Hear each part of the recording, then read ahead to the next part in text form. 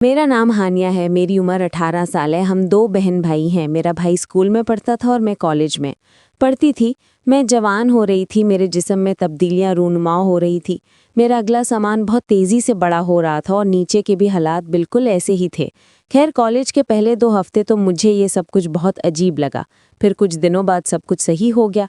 खैर, मैंने ये सब किसी को नहीं बताया, घर में और ना कॉलेज में किसी ज़रा के साथ इस बारे में बात की। मेरी दोस्ती क्लास की शरारती लड़कियों के साथ हो चुकी थी, लेकिन मैंने उनको इस बारे में कुछ नहीं बताया। आखिरकार मैंने हिम्मत की और उनसे पूछ लिया कि ये सब मेरे साथ क्या हो रहा है। तो वो हंस पड़ी और कहने लगी, अरे बेवकूफ़, ये सबके साथ होता है।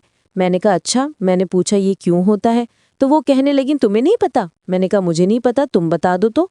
उसने कहा कि अब तुम बालिग हो गई हो, तुमने नोट किया होगा कि तुम्हारा सामान बहुत बड़ा हो गया है। मैंने शर्माकर कहा, हाँ, ऐसा ही है। मेरी दोस्ती क्योंकि उनसे काफ़ी गहरी हो चुकी थी, अब हम एक दूसरे से अपनी पर्सनल लाइफ भी शेयर करना शुरू हो गए थे। एक दिन कॉलेज में मेरी दोस्त आलिया ने मुझे कहा कि तुम गंदी फिल्में देखती हो? तो मैंने कहा, नहीं, मुझे इसके बारे में नहीं पता। तो कहने लगी, आज तुम्हें दिखाऊंगी। मैंने भी कहा, ठीक है।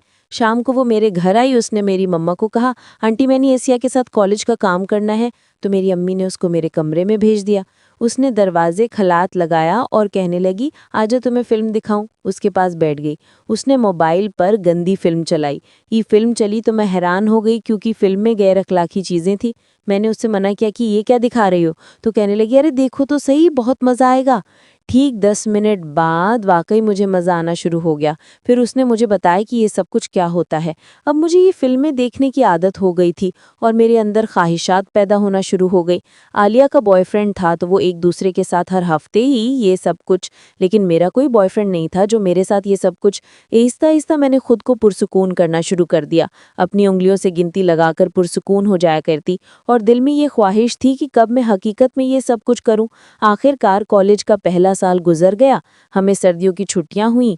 मैं घर पर फ्री थी तो मैंने इरादा किया अपने मामू के घर कुछ दिन गुजारूं। मैंने अम्मी जान से इजाज़त ली और अपने मामू के घर के लिए रवाना हो गई। मेरे मामू एक डॉक्टर थे। उनके 3 बेटे थे। तीनों ही मुझसे उम्र में बड़े थे। मामा के घर पहुंची तो मेरी बहुत मेहमान नवाजी हुई। ममानी मेरे साथ रात गए बातें करती रहीं। अगले दिन मैं ममानी के साथ बाजार गई। हमने सारा घरी सामान खरीदा, पर शाम को मैं वापस गई। मैं बहुत थक चुकी थी। शाम को खाना खाने के बाद मैं अपने कमरे में चली गई। रात के 12 बजे मुझे ये फिल्म देखने की तलब हुई तो मैंने चुपके से अपना फ़ोन निकाला और वीडियो देखना शुरू हो गई। मेरे मामू का बेटा करम वो भी जाग रहा था। उसने खिड़की से मुझे देख लिया तो उसने कहा, ये तुम क्या कर रही हो? मैं ये सुनकर परेशान हो गई और अकरम को कहा कि प्लीज़, ये जी तुमने देखा है, किसी को मत बताना। अकरम ने मुझे कहा, ठीक है, मैं नहीं बताऊंगा, लेकिन उसके बदले मुझे भी कुछ चाहिए। मैंने कहा, तुम्हें जो चाहिए ले लेना, प्लीज़ किसी को बताना मत। अकरम अपने कमरे में चला गया और मैं सो गई।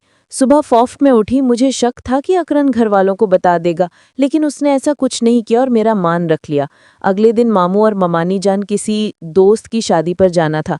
वो शाम को 8 बजे घर से चले गए। कहा कि हमें लौटने में सुबह हो सकती है। मामू का छोटा बेटा शादी पर साथ ही गया। बस अकरम और असगर घर पर थे। हम तीनों कजिन लूडो खेलने लग गए। तकरीबन 1 घंटा हमने लूडो खेली। उसके बाद असगर अपने कमरे में चला गया। मुझे प्यास लग रही थी तो मैं उठी और किचन में पानी लेने के लिए गई।